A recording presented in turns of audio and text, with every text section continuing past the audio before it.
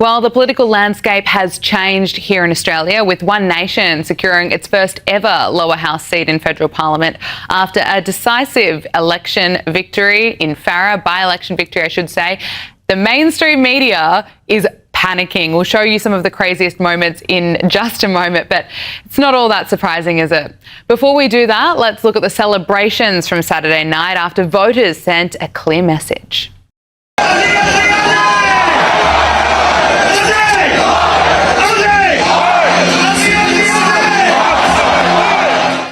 Now, this is incredible to witness because, as we know, One Nation leader Pauline Hanson has been dismissed. She's been ridiculed for decades. But as I've said before on this program, she's authentic, she says what she believes, and she's consistent. And right now, plenty of Aussies have had enough of the weak leadership from both major parties. There are now massive problems facing Australia, from mass immigration, the catastrophic housing crisis we're in, the out-of-control anti-Semitism, terror attacks on Bondi Beach, a government that lies to us about whether or not we're welcoming back ISIS brides to the country, a government that happily breaks its election promises, so aspirational Australians are going to be taxed even more. It is no surprise that Australians are sprinting to One Nation. What I'm looking at is the win for Australia. So that we now are taking it on with the major political parties have been so arrogant for too long, disregarding, disrespecting, taking the voters out there for granted, and not only that, they've run this country into the ground. I want my country back. I want to bring back prosperity. I want to the agricultural, to the mining industry. I want to give hope for the youth coming through. I want decent education, get rid of this woke agenda. You can't say male or female. What the hell has happened to our country? That's what I want.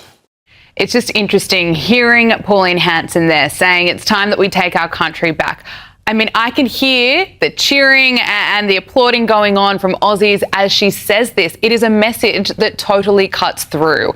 And it's amazing how quickly One Nation has surged in popularity. This is a political party that got roughly 6% at the last election. And right now, it has all the momentum behind it.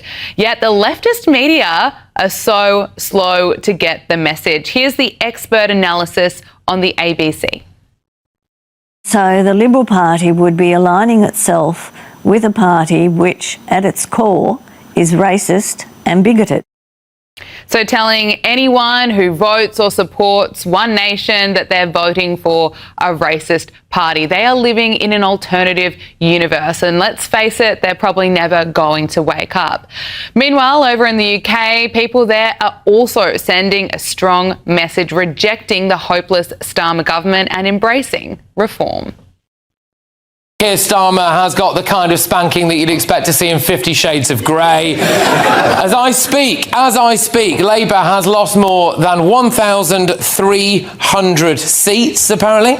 They have lost Wales for the first time in 100 years. The Labour First Minister in Wales lost her seat. People just didn't like 20-mile-an-hour speed limits, becoming a nation of sanctuary for the third world and terrible healthcare, did they? So there you go. Sunderland's gone. Newcastle's gone. They've lost control of Camden, they've lost Westminster, and I can't think why. So that is some news coverage that is actually entertaining and reflects what many people in the UK are feeling. Right now, there's growing speculation that Keir Starmer's leadership will be over by the end of the week. Joining us now is newsroom editor at Unheard, James Billow. James, thank you so much for your time. It's great to see you again. Let's start with Reform UK. Nigel Farage says that he believes a truly historic shift in British politics has occurred after Reform UK won hundreds and hundreds of seats in UK local elections. Let's just listen to him. But I think overall what's happened is a truly historic shift in British politics. We've been so used to thinking about politics in terms of left and right, and yet what Reform are able to do is to win in areas that have always been conservative, but equally we're proving in a big way we can win in areas that Labour have dominated, frankly, since the end of World War I. It's interesting. So he's saying there that this would not be a one-off. Do you agree with him? What do you make of the results over the weekend? I absolutely do agree with him. This was a historic victory for a lot of reasons. not least because this is one of the most successful insurgencies. The aftermath of One Nation's breakthrough win has created a clear political shockwave across Australia, and the reaction from mainstream media has only added more fuel to an already heated debate. Pauline Hanson and her party securing their first lower house seat is being widely described as more than just an electoral victory.